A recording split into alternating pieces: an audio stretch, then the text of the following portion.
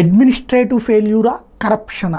ఇది విత్తనాల విషయంలో తాజా అంశం. తెలంగాణలో విత్తనాల కొరత ఏర్పడడం, పత్తి విత్తనాల కొరతతో ప్రజలు పెద్ద ఎత్తున గొడవ చేయటం, చాలా చోట్ల ఇబ్బందికరమైన పరిస్థితులు వచ్చినాయి. బారులు తీరడం ఏంటి, ఆ పైన షాపుల దగ్గర గందరగోళం ఏంటి, ఇవన్నీ ఇంతకుముందు కూడా మాట్లాడుకున్నాం. ఇప్పుడు ఆ విషయంలో ఇంతవరకు అది అడ్మినిస్ట్రేటివ్ ఫెయిల్యూర్ అనుకుంటే కాదంటోంది అది తెలంగాణ రాష్ట్ర సమితి అలియాస్ భారత రాష్ట్ర సమితి.